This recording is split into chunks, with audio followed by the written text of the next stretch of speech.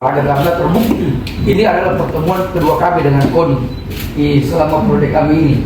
Anggota DPRD Sulsel, Ahmad Fauzan Guntur, melontarkan kritik tajam terhadap pemerintah Provinsi Sulsel yang dinilainya tidak serius dalam menangani pembinaan dan kesejahteraan atlet.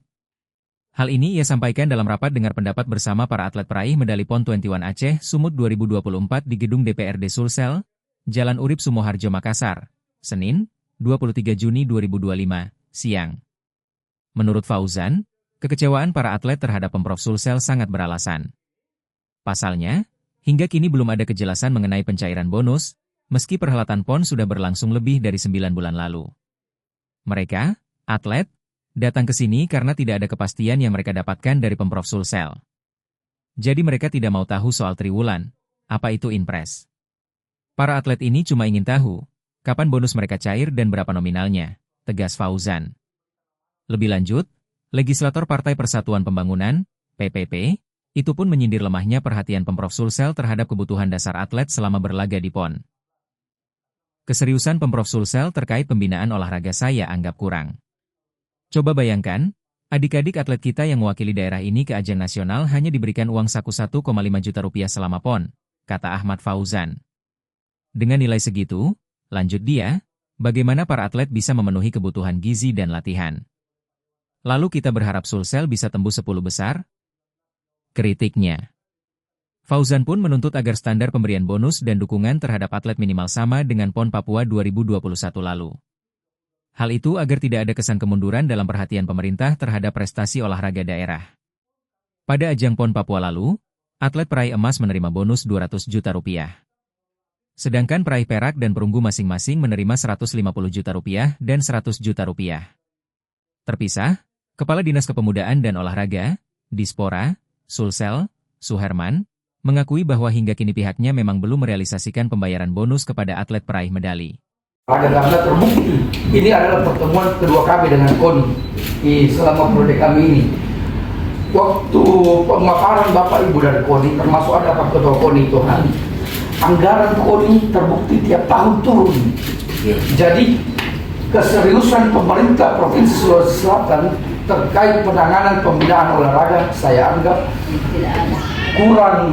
kurang dalam hal itu, karena terbukti anggaran KONI tiap tahun dulu sekian terus menurun. Berarti yang paling banyak berkurang di pembinaan. Contoh kenapa saya bilang di pembinaan, karena terbukti dari adik-adik kita tadi mengeluhkan apa?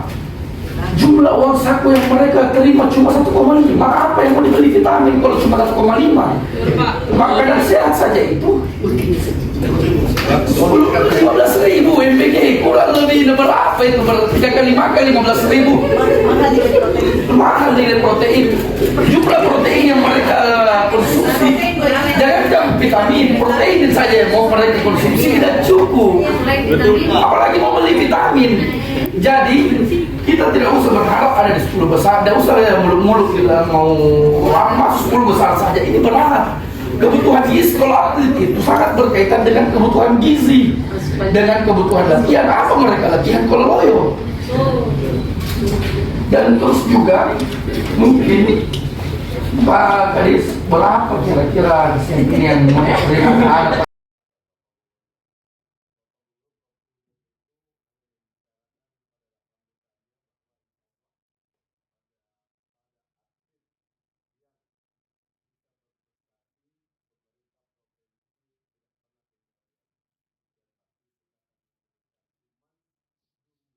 Ya, itu sampai dengan beliau terakhir meninggalkan Sulawesi Selatan tidak pernah terdengar sama anak-anak. Ini saya perlu sampaikan. Mudah-mudahan teman-teman semua sudah ada. Kalau misalnya dengar itu malam, kalau saya misalnya nggak dengar, saya disampaikan kapan dan berapa pada saat itu.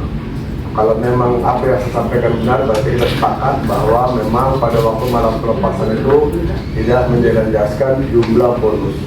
Hanya apresiasi pemerintah terhadap anak-anak yang menjadi juara. Kita tidak berbicara pada saat itu pada waktu pelepasan. Ini